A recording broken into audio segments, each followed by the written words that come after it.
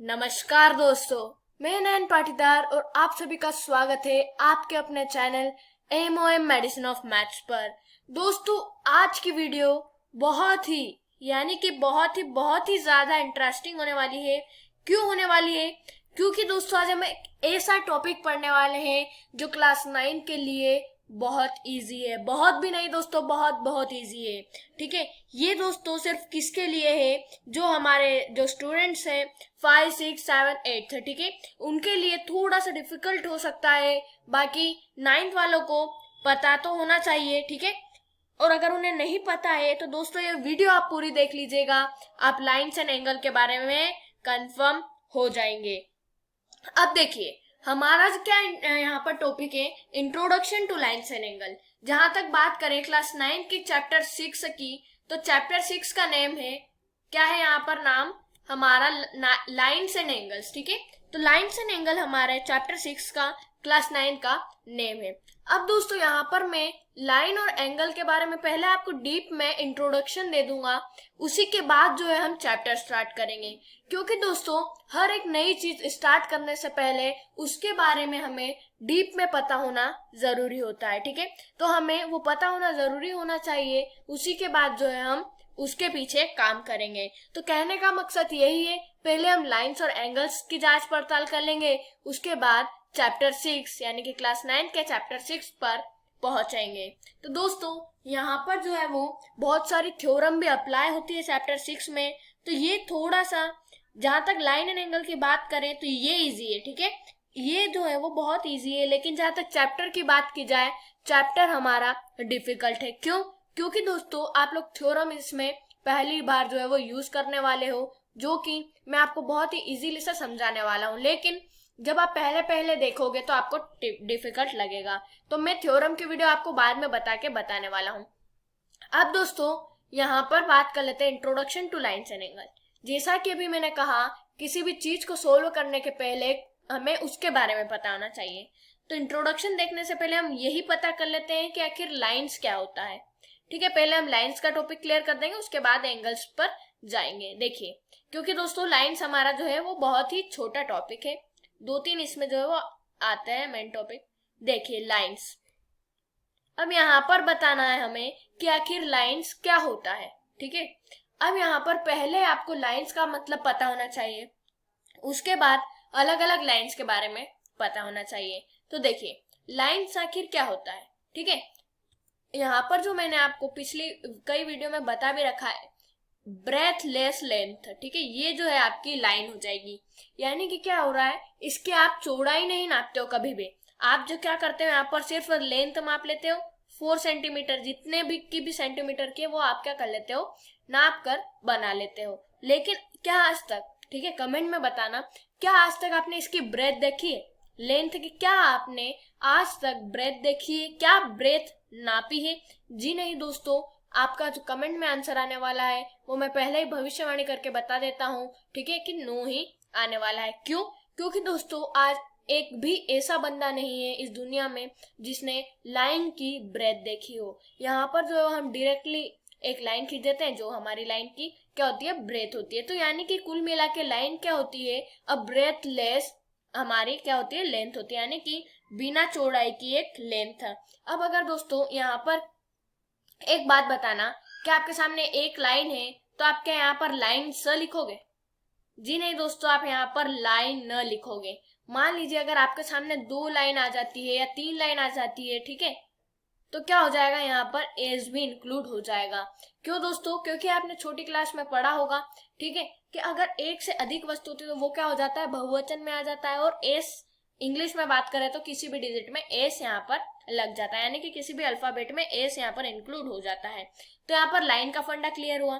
बात कर लेते हैं 2 अलग अलग लाइन्स की, यानी कि लाइन की जहां तक बात करें इसमें 2 पार्ट निकल कर आते हैं।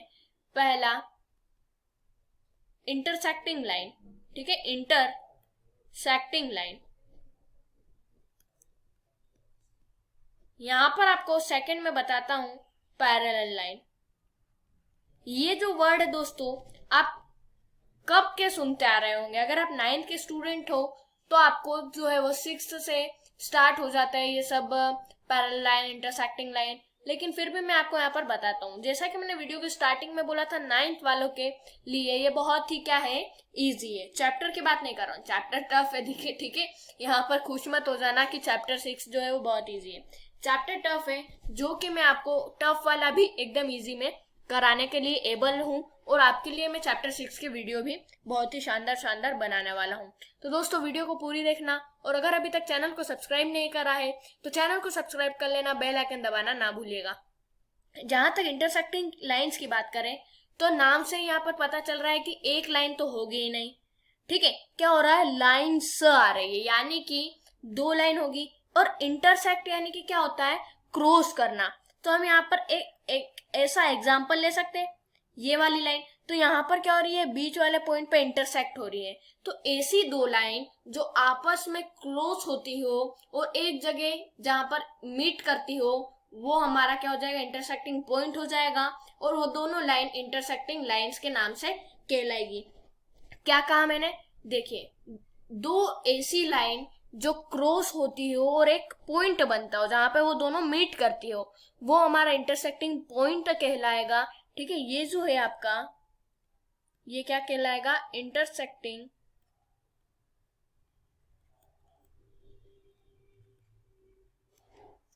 इंटरसेक्टिंग पॉइंट कहलाएगा। और अगर इन दोनों लाइन की बात करें जो क्रॉस होती है और मीट करती है एक पॉइंट पे, उन लाइंस को क्या हम कहेंगे, इंटरसेक्टिंग लाइंस कहेंगे। तो देखिए पानी की तरह यहाँ पर बात साफ है, क्लियर है, क्लैरिटी यहाँ पर आपको दिख रही है।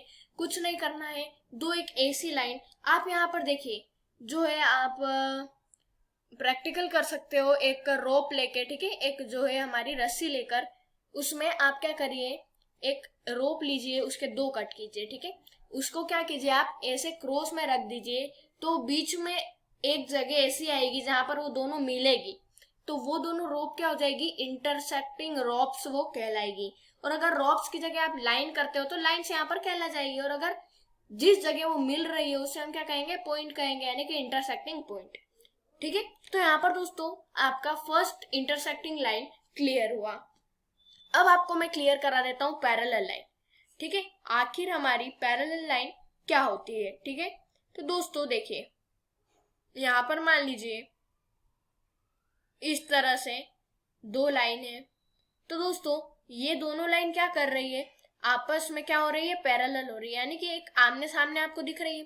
पैरेलल लाइन का मतलब कुल मिला के यही होता है जो उसके आमने सामने हो, और जहां तक भी वो लाइन जा रही हो वहां तक क्या हो, सेम डिस्टेंस की दूरी पर हो। जैसे कि ऐसा नहीं, मान लीजिए आपको मैं यहाँ पर ही बता देता हूँ इसे। मान लीजिए आपके सामने एक ऊपर वाली ऐसी लाइन है, नीचे वाली ऐसी लाइन है। तो अब आपका क्या हो रहा है, डिस्टेंस अलग अलग जा रहा है। यहाँ पर कहीं 2 सेंटीमीटर है तो यहाँ पर 1 सेंटीमीटर, यहाँ पर 3 सेंटीमीटर तो यहाँ पर 4 सेंटीमीटर, यहाँ पर 5 सेंटीमीटर। तो ऐसा नहीं होना चाहिए। क्या होना चाहिए कि एक ऐसी लाइन जो भले कहाँ तक भी जा रही हो, ठीक है, अराउंड वर्ल्ड में भी क्यों नहीं जा रही हो, लेकिन जहां तक भी जा रही हो वहां उसका डिस्टेंस क्या होना चाहिए, सेम होना चाहिए। देखिए ये जो इतनी डिस्टेंस है ये हर जगह कायम होनी चाहिए, सेम टू सेम, ठीक है। यानी कि अगर 1 सेंटीमीटर की डिस्टेंस पर है तो 1 सेंटीमीटर की डिस्टेंस पर ही जहां तक वो लाइन जा रही है वहां तक होना चाहिए। जहां तक मैं साइन की बात करूं, देखिए आप मान लीजिए आपके सामने 2 लाइन है, ठीक है। पहली लाइन का नेम है एम और दूसरी लाइन का नेम है एन, ठीक है। अब आपको क्वेश्चन में दिया जाता है कि एम, इस तरह से आपको क्वेश्चन में दिया जाएगा, देखिए ध्यान से देखिएगा, ठीक है। इस तरह से जो है वो आपको क्या होगा, क्वेश्चन में दिया जाएगा एम, फिर 2 लाइन दी जाएगी और एन। अब इन 2 लाइन का आखिर क्या मतलब है, ठीक है। ये बहुत कम स्टूडेंट को पता होता है कि आखिर इसका मतलब होता क्या है। तो देखिए क्या होता है, ये जो आपको साइन दिखता है ये डिनोट करता है हमारे पैरेलल को, ठीक है। यानी कि एम और एन 2 लाइन का नेम होता है, और बीच में जो साइन होता है वो पैरेलल होता है, यानी कि M is parallel to N, यानी कि ये दोनों आमने सामने और सेम डिस्टेंस पर हर जगह कायम है, ठीक है। तो इसी यानी कि ये वाले साइन को जो आप याद रख लीजिए कि ये वाला साइन हमारा क्या होता है, पैरेलल होता है। और आगे जो 2 नेम देते हैं आगे पीछे वो हमारे लाइन के नेम होते हैं। तो M is parallel to N या फिर N is parallel to M, आप कुछ भी जो है वो कह सकते हो।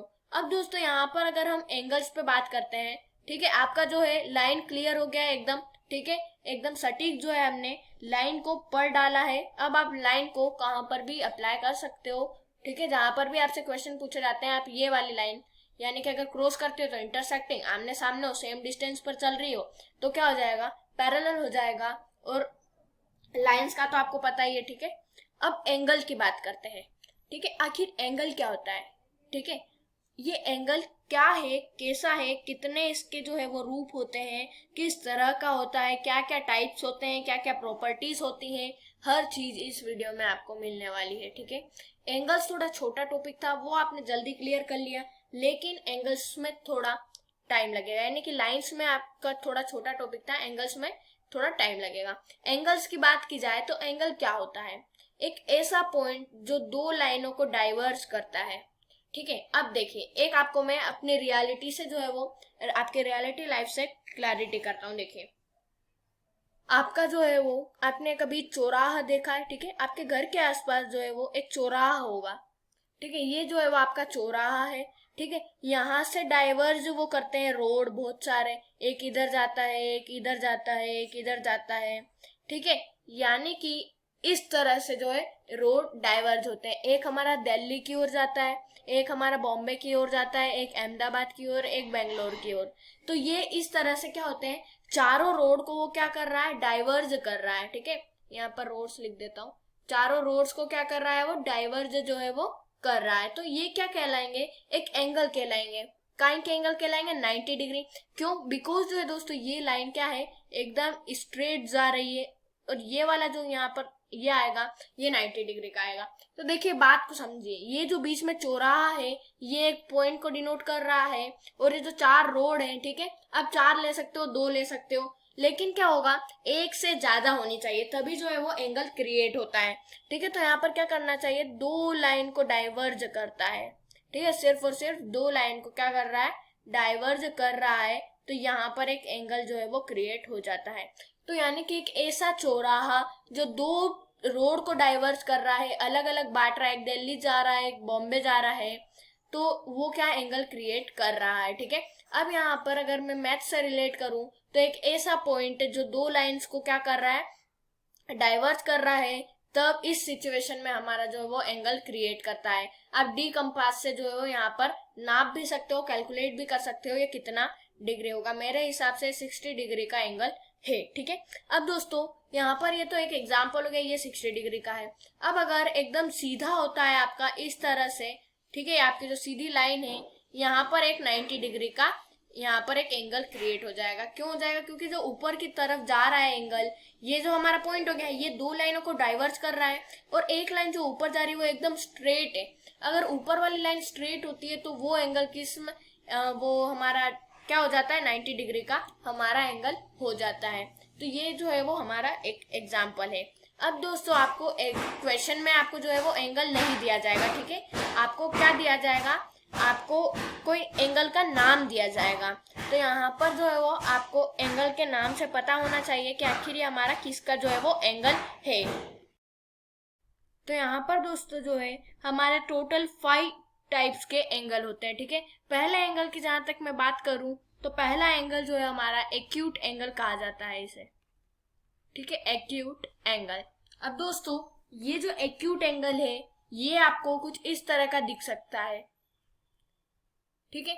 अब इस तरह का दिखेगा तो ये क्या हो रहा है, लगभग 40 डिग्री का यहाँ पर क्रिएट हो रहा है, ठीक है। तो दोस्तों यानी कि इससे मैं ये बताना चाहता हूं कि एक ऐसा एंगल जिसकी जो हमारे डिग्री हो वो लेस देन 90 डिग्री हो, ठीक है, यानी कि 90 डिग्री से कम जो है वो उसकी क्या हो, मेजरमेंट हो। तो यही जो है मैं आपको बताना चाहता हूं कि एक एक्यूट एंगल एग्जाम्पल से इस तरह का दिख सकता है, यानी कि लेस देन 90 डिग्री, यानी कि एकदम स्ट्रेट नहीं होना चाहिए, ठीक है, थोड़ा सा जो है वो यहाँ पर टेढ़ा मेढ़ा होना चाहिए, ठीक है। तो यही जो है मैं आपको बताने वाला हूं। तो दोस्तों यहाँ पर जो है वो कुछ बड़ी बात नहीं है, क्या हो रहा है हमारा, इतना इजी सी बात है कि एक ऐसा एंगल जो 90 डिग्री से कम मेजरमेंट हो वही जो है वो हमारा क्या कहलाएगा, एक्यूट एंगल कहलाएगा। सेकेंड एंगल की बात करें तो वो है राइट एंगल। अब राइट एंगल यानी कि सही एंगल, तो सही एंगल यानी कि एक ऐसा एंगल जो एकदम स्ट्रेट हो। ठीक है, समझ रहे हो दोस्तों बात को। तो दोस्तों यहाँ पर मैं क्या कहना चाहता हूँ, देखिए एक्यूट एंगल क्या होता है, जो 90 डिग्री से छोटा हो। राइट एंगल ये होता है जो इक्वल हो 90 डिग्री के, यानी कि राइट एंगल वही कहलाएगा जो इक्वल्स टू 90 डिग्री, यानी कि जो 90 डिग्री के बराबर हो, कुछ इस तरह का दिखेगा। मैं यहाँ पर आपको एक एग्जाम्पल के तौर पर बनाकर भी बता रहा हूँ ताकि आप कंफ्यूज ना हो, ठीक है, और आपको जो है अच्छे से समझ में आए, याद करने की आवश्यकता ना हो। तो यहाँ पर देखिए आपको क्या करना है, एक ऐसा एंगल जो कि इक्वल टू हो 90 डिग्री के, तो वो कौन सा एंगल कहलाएगा, राइट एंगल। थर्ड एंगल की बात करें तो वो होता है ऑब्ट्यूस एंगल। ऑब्ट्यूस की बात करें तो वो ग्रेटर देन 90 डिग्री बट, ठीक है, इसमें थोड़ा सा और बड़ा है, बट लेस देन क्या हो जाएगा 180 डिग्री। यानी कि कहने का यही तात्पर्य है कि एक ऐसा एंगल जो 90 डिग्री से क्या हो, बड़ा हो, ठीक है, 90 डिग्री से ग्रेटर हो लेकिन 180 डिग्री से क्या हो, छोटा हो। यानी कि हमें 90 से बड़ा और 180 से छोटा। तो देखिए यहाँ पर अगर मैं एग्जांपल के लिए लूं तो कैसा हो सकता है, देखिए मैं बताता हूं। इस तरह का जो है वो एंगल हो सकता है। अगर इसकी मेजरमेंट बताऊं तो लगभग 120 डिग्री होगी, ठीक है। तो दोस्तों यही कहना चाहता हूं कि जो 90 डिग्री से बड़ा हो, यानी कि स्ट्रेट नहीं होना चाहिए, स्ट्रेट से वो इस साइड जो है वो फोल्ड डाउन होना चाहिए, तो वो क्या होगा, ऑटोमेटिक 90 डिग्री से बड़ा क्रिएट हो जाएगा और 180 से छोटा होगा। अब 180 के अगर ऐसी मैं मेजरमेंट बताऊं तो 180 आपका इस तरह का होता है, बीच में एक पॉइंट होता है और यहाँ पर जो है वो एक इस तरह से बन जाता है। आप नीचे की ओर बना सकते हो इस तरह से, तो ये 180 डिग्री होगा। तो आपने देखा 180 डिग्री का एग्जांपल इस तरह से होता है और 120 डिग्री इस तरह से दिखता है। तो दोस्तों यही कहना चाहता हूँ, तात्पर्य यही है कि एक ऐसा एंगल जिसकी मेजरमेंट 90 से ज्यादा हो परंतु 180 डिग्री से कम हो, वो हमारा ऑब्ट्यूस एंगल कहलाएगा। एक और यहाँ पर दो और एंगल बचते हैं। पहला है स्ट्रेट लाइन।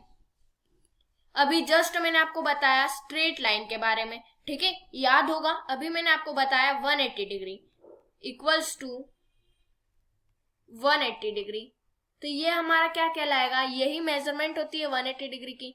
इसको हम कहते हैं एक स्ट्रेट लाइन, यानी कि बीच में एक मिडिल पॉइंट है और ये 180 डिग्री का एंगल जो है वो क्रिएट हो रहा है। कैसे हो रहा है देखिए, अब आपको क्या यहाँ पर तो कोई लाइन डाइवर्स हो ही नहीं रही है, एक सीधी लाइन हो रही है, जी नहीं दोस्तों, एक ये बीच में मिडिल पॉइंट है, तो एक रास्ता इधर से जा रहा है, एक रास्ता इधर से जा रहा है, ठीक है। तो यहाँ पर दो रोड डाइवर्स हो ही रहे हैं जिसकी मेजरमेंट क्या जा रही है, 180 डिग्री जा रही है। तो दोस्तों एक ऐसा एंगल जो क्या हो रहा हो, एकदम स्ट्रेट हो, उसे हम क्या कहेंगे, स्ट्रेट लाइन कहेंगे। एक और एंगल बात आती है लास्ट, रिफ्लेक्स एंगल। अब ये क्या होता है, ये दोस्तों ग्रेटर देन 180 बट स्मॉल, यानी कि बट लेस देन क्या हो जाएगा, बट लेस देन 360 डिग्री। अब पहले हमने ऑब्ट्यूस में क्या पढ़ा, 90 से बड़ा परंतु 180 से छोटा। रिफ्लेक्स में सेम है, greater than 180 degree but less than 60 degree, यानी कि 180 डिग्री से बड़ा परंतु 360 डिग्री से छोटा। अब देखिए ये आपका 180 डिग्री हो गया, ठीक है, ये हमारा मिडिल पॉइंट। तो आप क्या 180 डिग्री से छोटा बनाओगे, यानी कि 180 डिग्री से बड़ा किस तरह से, इस तरह से बनाओगे? तो जी नहीं दोस्तों, आप इस तरह से नहीं बना सकते। कोई स्टूडेंट्स ऐसे होते हैं कि 180 डिग्री अगर स्ट्रेट आ रहा है इस तरह से, तो वो क्या करते हैं, जो इधर वाली लाइन होती है ये वाली, ठीक है, इससे क्या कर देते हैं, इधर नीचे ले आते हैं, तो 180 प्लस 90 वो इतना हो जाता है, जितना भी होता है, ठीक है। तो हमें इस तरह से इसे क्रिएट नहीं करना है। आपको किस तरह से क्रिएट करना है वो मैं बताने वाला हूँ। देखिए अब ये आपका जो है वो एक एंगल है, ठीक है, ये वाला। तो इस एंगल की जो है हम बात नहीं करेंगे।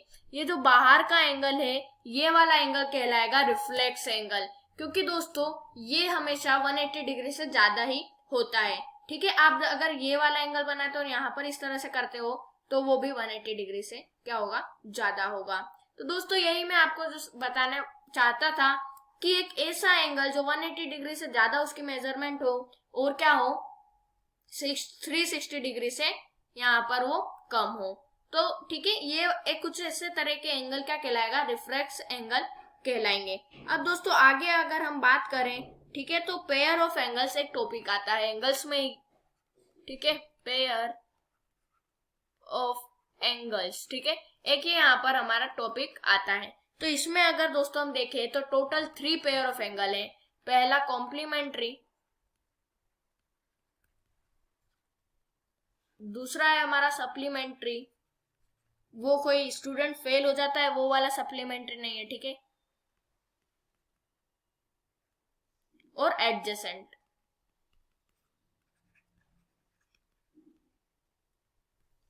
कॉम्प्लीमेंट्री एंगल, सप्लीमेंट्री एंगल और adjacent angle, total 3 types of pair of angle होते हैं, ठीक है। तो यहाँ पर इनके बारे में मैं बताने वाला हूँ। जहां तक कॉम्प्लीमेंट्री एंगल के बारे में बात करें तो कॉम्प्लीमेंट्री एंगल क्या होता है, जिन दो पेयर ऑफ एंगल का मतलब क्या हो गया, ये एक एंगल है लेकिन इसमें से 2 एंगल जा रहे हैं तो एक ये एंगल हो जाएगा, ये एंगल हो जाएगा। पेयर ऑफ एंगल यानी कि कोई 2 एंगल, ठीक है, क्या पेयर ऑफ एंगल यानी कि एक ही एंगल में 2 एंगल क्रिएट हो। पेयर का मतलब क्या हो जाता है, जोड़े हो जाते हैं, तो वही हमारे यहाँ पर जोड़े बन रहे हैं। अब मान लीजिए ये हमें 40 डिग्री दिया गया है और ये 1 से दिया गया है, ठीक है। अब दोस्तों यहाँ पर क्या होता है, ये आपका कॉम्प्लीमेंट्री एंगल कहलाएगा। पहले देखिए इसको आपको सोल्व कैसे करना है, या आपको मान लीजिए यहाँ पर नहीं दी गई है तो आप कैसे पता लगाएंगे कॉम्प्लीमेंट्री सप्लीमेंट्री क्या है। तो देखिए ये कॉम्प्लीमेंट्री एंगल क्या होते हैं, जिन 2 एंगल के सम इक्वल टू में 90 डिग्री आते हैं, जैसे कि angle x plus angle y equal to 90 degree, ठीक है। यहाँ पर जो है वो 90 डिग्री आपका आना चाहिए। यानी कि देखिए क्या कहने का तात्पर्य मेरा है कि एक ऐसा एंगल, एक ऐसे पेयर ऑफ एंगल जिन दोनों का सम इक्वल टू में हो 90 डिग्री, यानी कि इनका क्या होगा, क्या ये वाला हमारा सप्लीमेंट्री एंगल है? जी नहीं है। क्यों नहीं है, देखिए मैं बता देता हूँ। थोड़ा सा जो है वो उसमें टेढ़ापन था, हमें एक स्ट्रेट लाइन खींचनी है, तो ये वाला तभी तो 90 डिग्री कहलाएगा, ठीक है। क्यों, क्योंकि यहाँ पर एक 90 डिग्री का एंगल क्रिएट हो रहा है। तो ये जो है कॉम्प्लीमेंट्री एंगल, ये एक ऐसे पेयर ऑफ एंगल है जिनका सम 90 डिग्री के बराबर होता है। तो देखिए यहाँ पर मान लीजिए मैंने 40 डिग्री लिया और ये हमारा एंगल है x, तो इसे हम कैसे फाइंड आउट करेंगे। तो जैसा कि मैंने कहा angle x plus angle y हमारा क्या है 40 डिग्री, तो हम 40 कर देंगे इक्वल टू 90 डिग्री, ठीक है। तो यहाँ पर देखिएगा प्लस का 40 माइनस का 40 में जाएगा, सॉरी ब्रिज क्रॉस करके माइनस का 40 हो जाएगा। तो मैं यहाँ पर क्या कर सकता हूँ 90 minus 40 equal to angle x। इसको जब आप दोस्तों माइनस करोगे तो आपका आंसर जो निकल कर आएगा 50, यानी कि जब आप इसे सोल्व करोगे तो 50 जो है वो आपका आंसर निकल कर आएगा और यही जो है वो हमारा एंगल x है यहाँ पर निकल कर आ जाएगा। तो देखा आपने, यानी कि एक एंगल अगर x हमारा क्या हो जाएगा 50 हो जाएगा, दूसरा एंगल 40 हो जाएगा, तो इन दोनों का प्लस जब आप करोगे तो 90 डिग्री आना चाहिए। अगर 90 डिग्री आ जाता है तो दोस्तों समझ जाइएगा ये जो हमारा एंगल है, ये हमारा जो पेयर ऑफ एंगल है, ये हमारा क्या कहलाएगा, यहाँ पर कॉम्प्लीमेंट्री एंगल यहाँ पर एक कहलाएगा। बात की जाए अगर सप्लीमेंट्री एंगल की, तो सप्लीमेंट्री एंगल क्या होते हैं, तो ऐसे पेयर ऑफ एंगल जिनका सम क्या होता है 180 डिग्री होता है। अभी हमने 90 डिग्री की बात करी थी, अब यहाँ पर हम 180 डिग्री पे पहुंच जाएंगे, ठीक है। तो यहाँ पर एक मान लीजिए आपके सामने जो है वो इस तरह का एक एंगल बन रहा है, 180 डिग्री का एंगल बनेगा तो एक स्ट्रेट लाइन ही होगी, ठीक है। इस पे जो है वो एक लाइन जा रही है, एक इधर एंगल बन रहा है वो जो है 70 डिग्री का है, और इधर जो एंगल है ये हमें पता नहीं, इसे एक से रहने देते हैं, ठीक है। तो दोस्तों एक ऐसा पेयर ऑफ एंगल जिसका सम क्या हो, यानी कि x plus Y equal to क्या होना चाहिए हमारा 180 डिग्री होना चाहिए, तभी वो क्या कहलाएगा सप्लीमेंट्री एंगल कहलाएगा, ठीक है। तो दोस्तों यहाँ पर जो है वो आपका, आप फिर कैसे निकालोगे, मान लीजिए आपको कोई एक ही वैल्यू दी जाती है किसी एंगल की, जिस तरह से आपको यहाँ पर फिगर में दिख रहा है, ठीक है।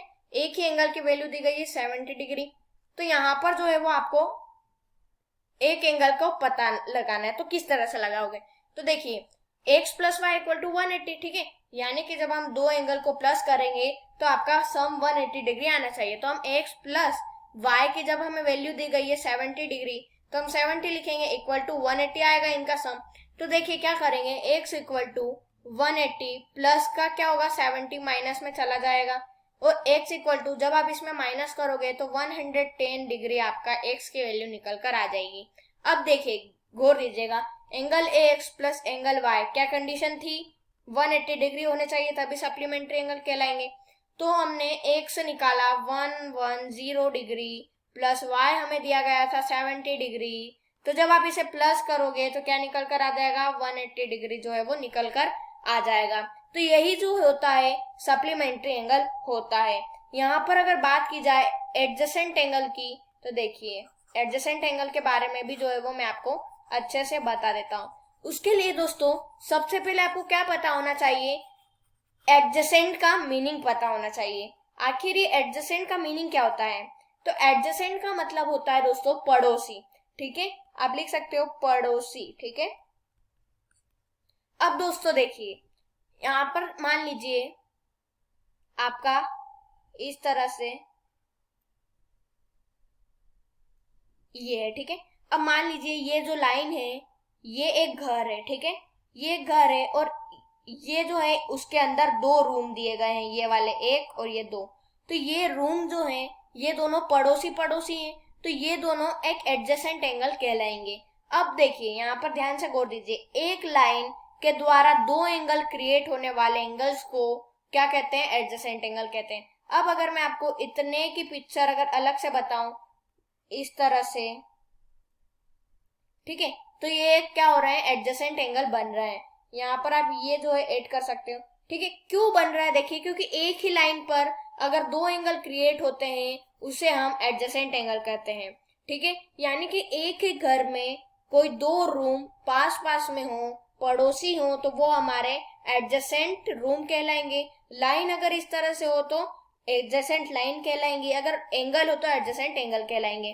कहने का तात्पर्य ये है कि जैसे एक आपके पास इस तरह से एंगल है, बीच में जो है वो इस तरह से तीन एंगल जा रहे हैं, ठीक है। एक का नाम है x, एक का नाम है y, एक का नाम है z।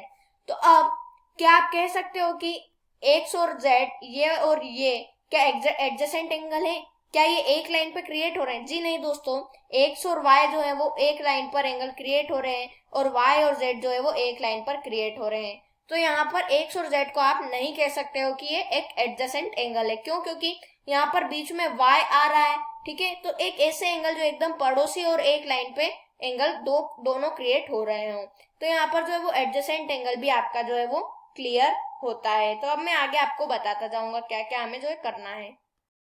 तो दोस्तों यहाँ पर जो है कुछ और तरीके के भी एंगल्स होते हैं। पहला दोस्तों है यहाँ पर लीनियर पेयर ऑफ एंगल। अब लीनियर पेयर के बारे में मैं आपको कई बार बता चुका हूँ कि लीनियर पेयर का सम कितना होता है। आप मेरे पिछली वीडियो में जाकर देख सकते हो, मेरे चैनल पेज पर देख सकते हो, ठीक है।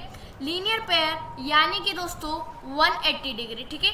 लीनियर पेयर का सम देखिए इस तरह से होगा, और जो है वो इसका जो ये पॉइंट है इसका दो एंगल क्रिएट हो रहे हैं, तो ये दोनों एंगल 180 डिग्री के होंगे। मैं आपको देखिए बता देता हूँ यहाँ पर,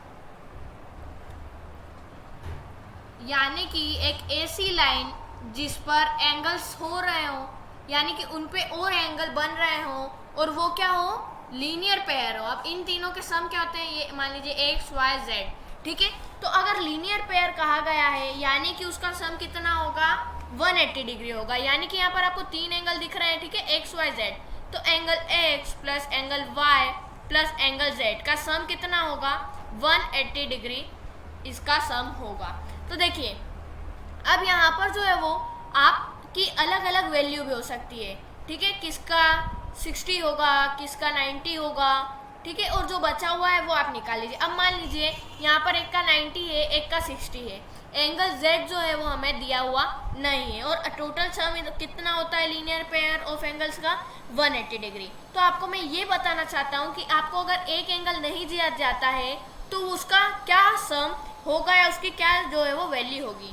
तो देखिए हम क्या करेंगे, 60 प्लस 90 कर देंगे तो 150 आ जाएगा, ठीक है। 150 आएगा, ठीक है। तो 150 plus angle Z equal to 180 degree.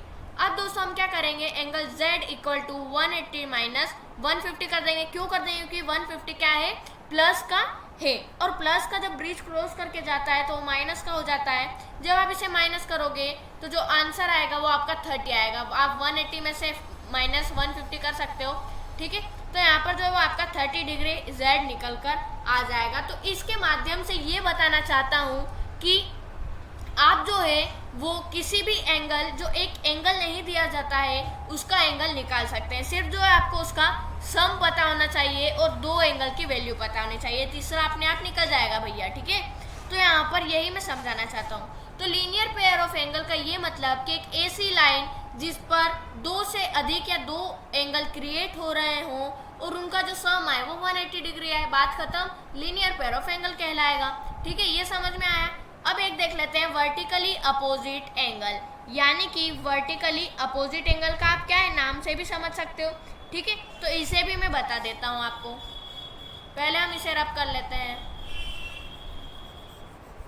देखिए वर्टिकली अपोजिट यानी कि अपोजिट यानी कि क्या हो गया, आमने सामने हो गया अपोजिट का मतलब, ठीक है। तो यही कुछ इसका मीनिंग होगा।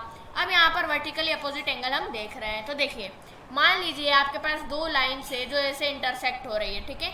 यहाँ पर दोस्तों अब ये एंगल है एक ए। अब मान लीजिए इसकी जो वैल्यू है वो आपको 80 डिग्री दी जाती है, तो आपका जो है वो सामने वाला एंगल भी 80 डिग्री ही होगा।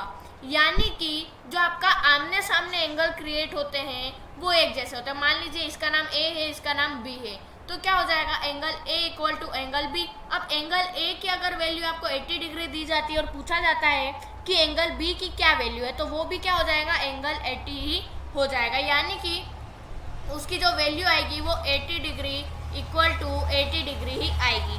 कहने का तात्पर्य ये है, एक ऐसे एंगल जिसका आपको ये वाला, मान लीजिए इसके ऊपर का ये वाला एंगल जो है वो दिया गया है, तो इसके नीचे वाला एंगल जो इसके सामने वाला एंगल है वो ऑटोमेटिकली उसके बराबर में ही हो जाएगा। अब दोस्तों देखिए यहाँ पर आपका लीनियर पेयर बन रहा है, एक लाइन है, इस पर क्या बन रहा है, दो एंगल बन रहे हैं, एक ये एक ये। अब एक की वैल्यू अगर 80 है तो दूसरे की ऑटोमेटिक क्या हो जाएगी, 100 हो जाएगी। कैसे हो जाएगी, ठीक है, कैसे हो जाएगी, तो यहाँ पर एक एंगल बी दिया गया है आपको 80 डिग्री, और सम क्या होता है, मान लीजिए एंगल ए पता नहीं है प्लस एंगल बी, और लीनियर पेयर का क्या सम होता है, 180 डिग्री होता है, ठीक है। तो एंगल हमें बी पता है 80 है, तो angle A plus 80 equal to 180। अब क्या करेंगे, 180 माइनस 80 कर देंगे इक्वल टू एंगल ए निकल कर आ जाएगा, ठीक है। अब वही क्या हो जाएगा, 180 माइनस 80 करोगे तो 100 आपका निकल कर आ जाएगा एंगल ए। तो यही तो मैंने यहाँ पर लिखा है, तो आप इस तरह से भी निकाल सकते हो। अब देखिए अगर ये वाली साइड का एंगल है 180 डिग्री, तो इसके सामने वाली साइड का एंगल भी क्या होगा, 100 ही होगा, ठीक है। अगर इसमें अगर 100 है तो इधर भी 100 होगा, 180 है तो ये सामने वाले में भी 180 होगा। यही जो होता है हमारा वर्टिकली अपोजिट एंगल। और कुछ तरह के एंगल होते हैं जो बहुत ही क्या होते हैं, इम्पोर्टेंट होते हैं, ठीक है। तो वो भी मैं आपको अभी बताने वाला हूँ। तो देखिए यहाँ पर जो हमारा 4 टाइप के और एंगल होते हैं। पहला होता है कोरस्पॉन्डिंग। अब इसकी हिंदी मीनिंग भी आप जो है वो गूगल पर ढूंढ सकते हो, तो इसकी मीनिंग से ही आपको जो है वो पता चल जाएगा, रटने की आवश्यकता नहीं है। अब देखिए कोरस्पॉन्डिंग एंगल यानी कि एक लाइन है, मान लीजिए आपके सामने, वहां पर से दो जो पैरेलल लाइन है वो निकल रही है, ठीक है। ये दोनों पैरेलल लाइन हो गई, आमने सामने सेम डिस्टेंस पर है, ठीक है। तो अब यहाँ पर 4 एंगल बन रहे हैं, 1 2 एंगल 1 एंगल 2 एंगल 3 एंगल 4। इस तरह से यहाँ पर भी एंगल 5 एंगल 6 एंगल 7 और यहाँ पर भी एंगल 8। तो देखा यहाँ पर आपके टोटल 8 एंगल बन रहे हैं। अब देखिए कोरस्पॉन्डिंग का मतलब क्या होता है, यहाँ पर आपको एक ऐसा एंगल दिख रहा होगा और यहाँ पर एक एंगल दिख रहा होगा, ठीक है। तो ये वाला एंगल और उसी के जस्ट नीचे वाला इसी साइड वाला एंगल कोरस्पॉन्डिंग एंगल कहलाएगा। देखिए क्या कहना चाहता हूँ, ध्यान से सुनिएगा। ये ऐसे एंगल कोरस्पॉन्डिंग तभी होते हैं जब जो है हमारा क्या होता है, दो पैरेलल लाइन क्रिएट होती है और एक लाइन उस पे से जाती है। तो देखिए एंगल 1 है तो एंगल 5 उसके बराबर में हो जाएगा, एंगल 1 इक्वल टू एंगल 5। अब इसी तरह से यहाँ पर एंगल 2 आपको दिख रहा है, ये क्रिएट हो रहा है, तो एंगल 2 और एंगल 6 जो है वो हमारे बराबर में हो जाएंगे। तो क्या कहना चाहता हूँ कि ये वाले एंगल का ऊपर और इसी वाले एंगल का ऊपर, यानी कि इन दोनों एंगल के ऊपर वाले जो हमारे लाइन है, देखिए क्या कहना चाहता हूँ, एक दो लाइन आपके सामने ये है, अब यहाँ वाला एंगल और यहाँ वाला कोरस्पॉन्डिंग कहलाएगा, ठीक है। यानी कि दोनों पैरेलल लाइन के ऊपर वाला जो भी एंगल होगा वो दोनों बराबर में होंगे। तो ये वाले दोनों एंगल हमारे बराबर में हो जाएंगे, तो एंगल 2 इक्वल टू एंगल 6। अब मान लीजिए, आपको यहीं पर से मैं समझाकर बताने वाला हूँ, ठीक है। अब मान लीजिए यहाँ पर इसके नीचे आपका एक एंगल है, तो इसी लाइन के नीचे वाला एंगल भी बराबर का होगा। अगर किसी पैरेलल लाइन के ऊपर वाला एंगल सेम, यानी कि आपके पास दो यहाँ पर लाइन है, ठीक है, तो अगर एक लाइन के ऊपर वाला और दूसरी लाइन के भी ऊपर वाला जो दोनों होंगे वो बराबर होंगे, तो यहाँ पर दोनों नीचे के क्या क्या है, 4 और 8 है, तो एंगल 4 इक्वल टू एंगल 8 आ जाएगा। इसी तरह से एंगल 3 और 7 आ जाएगा। तो ये हो गया हमारा कोरस्पॉन्डिंग एंगल का फंडा क्लियर, ठीक है। यानी कि दोस्तों यहाँ पर यही कहना चाहता हूँ मैं कि क्या हो रहा है, दो एक ऐसे एंगल जो कि क्या हो रहे हैं, दो पैरेलल लाइन क्रिएट कर रहे हो और उनके ऊपर, दोनों लाइन के ऊपर वाले एंगल कोरस्पॉन्डिंग होंगे, दोनों लाइन के नीचे वाले एंगल कोरस्पॉन्डिंग होंगे, दोनों लाइन के राइट साइड वाले दोनों एंगल कोरस्पॉन्डिंग होंगे, दोनों लाइन के राइट साइड वाले यानी कि लेफ्ट साइड वाले होंगे। तो यहाँ पर यही कहना मैं चाहता हूँ। अब वही हमें जो है डायग्राम एक चाहिएगा इस तरह का, 1 मिनट में वो क्रिएट कर लेता हूँ। इस तरह से दोनों लाइन यहाँ पर इंटरसेक्ट करेगी, ठीक है, और यहाँ पर एंगल बनेंगे 1, एंगल 2, एंगल 3 और एंगल 4। यहाँ पर एंगल 5, एंगल 6, एंगल 7, एंगल 8, इस तरह से क्रिएट होगा। अब दूसरा की अगर मैं बात करूँ तो वो होता है अल्टरनेट इंटीरियर एंगल। अब यहाँ पर इंटीरियर एंगल का आप जो है वो हिंदी मीनिंग गूगल से ढूंढ सकते हो। इंटीरियर का मतलब क्या होता है, अंदर का, ठीक है, यानी कि अंदर वाले इंटीरियर एंगल, यानी कि इंटीरियर इक्वल टू इनसाइड, यानी कि अंदर वाले। तो हम अंदर वाले में आपको क्या क्या दिख रहा है, 3, 4, 5, 6 ये अंदर अंदर के दिख रहे हैं। तो मैं क्या करूँगा, ऊपर वालों को जो है अभी के लिए रब कर दूंगा। ये वाले जो एंगल है ऊपर, बाहर के वाले का क्योंकि हमें कुछ काम ही नहीं है, हमें अभी क्या बात कर रहे हैं, हम एंगल सिर्फ अंदर अंदर वालों की बात कर रहे हैं। तो अगर अंदर एंगल वालों की बात करें तो 3, 4, 5, 6 आपको अंदर एंगल दिख रहे हैं। तो यहाँ पर देखिए अल्टरनेट का मतलब इस एंगल में आपको Z दिख रहा है, ठीक है, Z दिख रहा है, तो Z के दोनों एज पे ये वाला पॉइंट और ये वाला पॉइंट का एंगल क्या होंगे, सेम होंगे, यानी कि 3 राइट साइड का 3 है। अगर राइट साइड के ऊपर वाला एक एंगल तो लेफ्ट साइड के नीचे वाला एंगल से बराबर होगा। देखिए ये जो है हमारा क्या है, लेफ्ट साइड है, तो लेफ्ट साइड का ये वाला एंगल नीचे की ओर राइट साइड में इसके बराबर में होगा। तो यहाँ पर आपको Z देख लेना है, जहाँ पर Z होगा वहाँ पर अल्टरनेट इंटीरियर एंगल क्रिएट होगा। तो यहाँ पर आप देख सकते हो 3 और 6 को क्या हो जाएंगे, हमारे यहाँ पर सेम हो जाएंगे। तो हम क्या कर देंगे, एंगल 3 इक्वल टू क्या हो जाएंगे, एंगल 6 जो है वो हो जाएगा। यहाँ पर इस तरह से भी Z क्रिएट हो रहा है, ठीक है, यहाँ पर इस तरह से भी क्या हो रहा है, Z क्रिएट हो रहा है। तो यहाँ पर इस साइड राइट साइड में ऊपर वाला एंगल 4, लेफ्ट साइड में नीचे वाले एंगल 5 से क्या होगा, पैरेलल यानी कि इक्वल होगा। तो यही जो है वो इंटीरियर एंगल कहता है। तो यहाँ पर एक और एंगल इस तरह से सेम आता है, एक्सटीरियर, अल्टरनेट एक्सटीरियर एंगल। तो यहाँ पर हम एक और लिख देंगे अल्टरनेट एक्सटीरियर एंगल। तो इसमें क्या होता है, हमें बाहर वाले एंगल जो है वो देखने होते हैं, ठीक है। तो हम यहाँ पर बाहर वाला एंगल देख लेंगे, अंदर वाले हमने रब कर दिए। यहाँ पर मैं एक लाइन यहाँ पर एक ड्रॉ कर लेता हूँ। अब बाहर के एंगल जो है वो हमें देखना है, ये वाले, ठीक है। तो यहाँ पर क्या हो जाएंगे, 1, 2, सॉरी यहाँ पर 2 आएगा, 1, 2 और 7 है, ठीक है। बीच वाले एंगल मैंने अभी हटा दिए, ठीक है, ताकि आपको कंफ्यूजन ना हो। तो यहाँ पर भी जो आपको Z क्रिएट मिल रहा है, ठीक है, तो इस एज के बाहर वाला 1 और इस एज के बाहर वाला 8, ये क्या होंगे, हमारे एंगल 1 बराबर होगा एंगल 8 के और एंगल 2 बराबर होगा एंगल 7 के। किस तरह से, यहाँ पर एक Z क्रिएट हो रहा है। अब Z क्रिएट हो रहा है तो हमको क्या देखना है, इन दोनों तरफ के बाहर वाले एंगल देखने हैं, ठीक है, क्योंकि एक्सटीरियर दिया गया है, एक्सटीरियर के नाम से ही पता चल रहा है बाहर वाले, ठीक है, यानी कि एक्सटीरियर का मतलब होता है बाहर। तो यहाँ पर एक ये वाला एंगल इस साइड के एंगल से सेम होगा और ये वाला एंगल इस साइड के एंगल से सेम होगा, ठीक है। तो दोस्तों ये भी जो है वो हमारा एंगल क्लियर हुआ। एक लास्ट एंगल बचा है, ठीक है, जो कि है को इंटीरियर एंगल। अब को इंटीरियर एंगल क्या होते हैं ये भी मैं आपको जो है वो इसी वीडियो में इसी में बताने वाला हूँ, तो देखिएगा वीडियो को ध्यान से, ठीक है। अब देखिए यहाँ पर लिख देता हूँ को इंटीरियर एंगल। यहाँ पर दोस्तों इस तरह का जो है आपको एंगल मिलेंगे। अब देखिए मैं आपको यहाँ से सही साइड बना के बता देता हूँ।